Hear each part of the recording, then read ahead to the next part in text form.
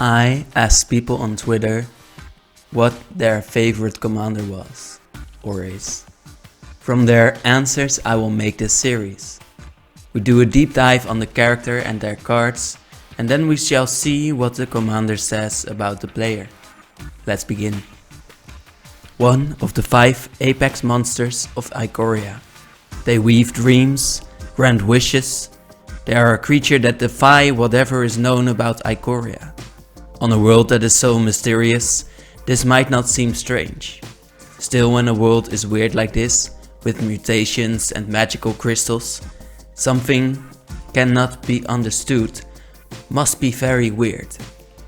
Iluna the Wishgiver is a floating, murmuring dream, literally or figuratively, depending on how you look at it.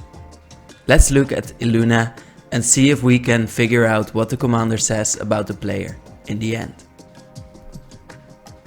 Iluna, Apex of Wishes, is a creature card.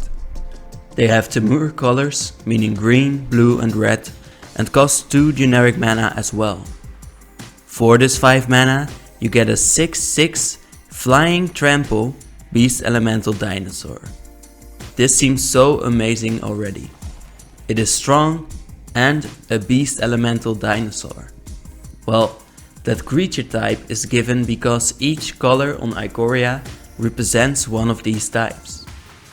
Iluna is primarily blue because we know that the triome she lives in is blue, and Iluna is the apex of blue as well.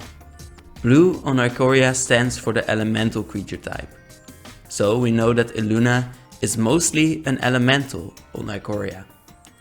Dinosaurs are red and beasts are green. More on the elemental part later. Iluna is a mutated creature. For 3 a red or a green and 2 blue mana, you can mutate Iluna, showing us more proof that they are mostly blue. Giving a creature these stats and flying and trample can be amazing already. Then whenever Iluna mutates, you exile cards from the top of your library until you exile a non-land permanent. Then you may choose to put it in your hand so you can maybe mutate it later, or you can put it on the battlefield immediately. This symbolizes Iluna's ability to grant wishes on a whim. You never know what you will get. The art of Iluna here is made by Chris Raan. We have seen before on Aurelia that Chris likes to accentuate the important parts with light or shadow. I think it is interesting that here we see Iluna's wisps be the source of light of this misty piece of art. We see it coming from their wings still and in their hands. Even their manes flow with these wisps. This shows how dreams look, as this is Iluna's power. It also shows us that Iluna has probably already mutated with dreams as a concept. Iluna is part dream.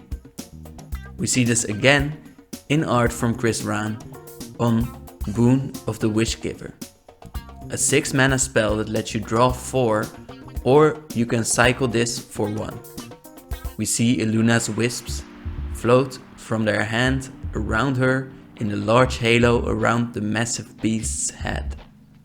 We also now see their scales up close for the first time, showing us Iluna's realness. The flavor of this card has Riel the Everwise saying, "There's no law of nature that I have not seen Iluna break." Makes you wonder what is truly possible, does it not? And wonder Iluna brings, because no one on Ikoria knows what Iluna can do. This is shown on Mythos of Iluna, where we see how Ikorians dream of Iluna. They tell stories of Iluna conjuring up a creature out of nowhere. Every time this creature is different, in every story. Probably because dreams come in different forms. The 4 mana sorcery for 2 and 2 blue lets you copy a permanent, showing us that Iluna with their blue mana can copy a creature from dreams. It makes us wonder what is truly possible, because apparently Iluna needs something tangible to copy. This could be a dream. With red and green mana, you can have the creature immediately fight when it comes into the battlefield. Kind of showing that with the red and green mana, Iluna can make a very real creature from dreams. Iluna lives on Ikoria, a forest dense with crystals, the mutating kind of crystals that are only found on Ikoria. It is blue, so it has a lot of islands and waterfalls.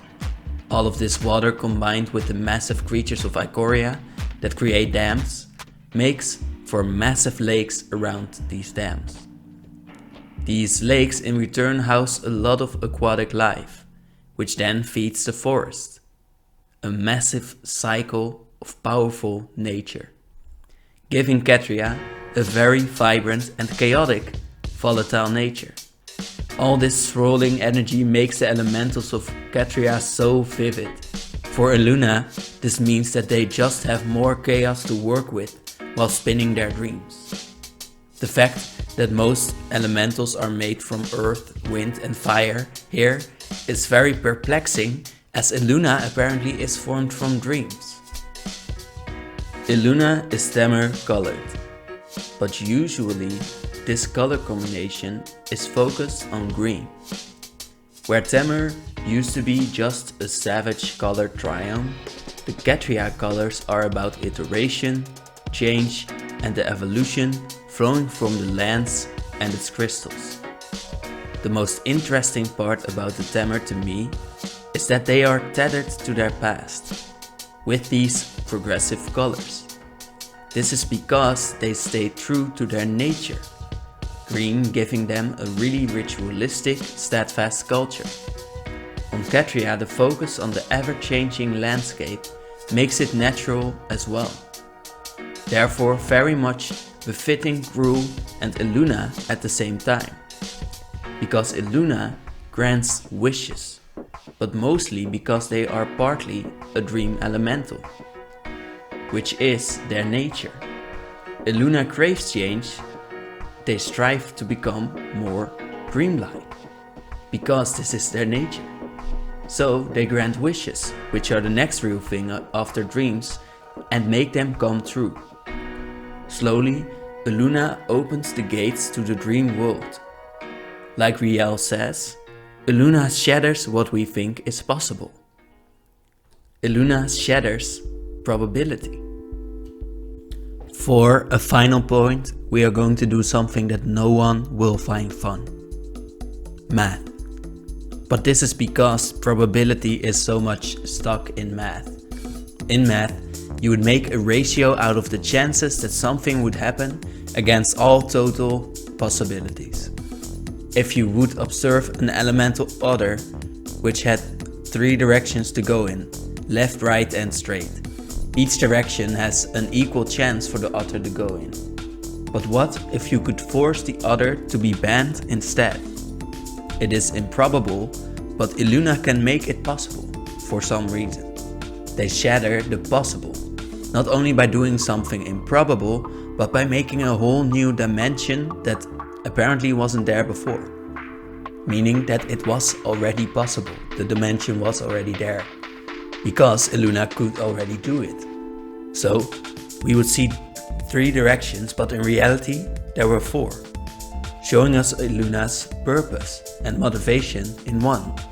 Iluna is the only one on Ikoria to see the 4th direction, which means they should open the eyes of Ikoria to these possibilities. In turn, the people of Ikoria start to dream, because they believe in a 4th direction. There's always a chance for more than the possible to happen. This breaking of the mold is what Iluna as a character and as a commander stands for. The possibility to dream. If you use Iluna as your commander, you are an emissary of dreams. You should dream big, huge even. Not only do you have a massive dream elemental to add on to your creatures, you should look forward to materializing huge creatures from your deck too. Your chaotic style of play should be focused around blue instead of red.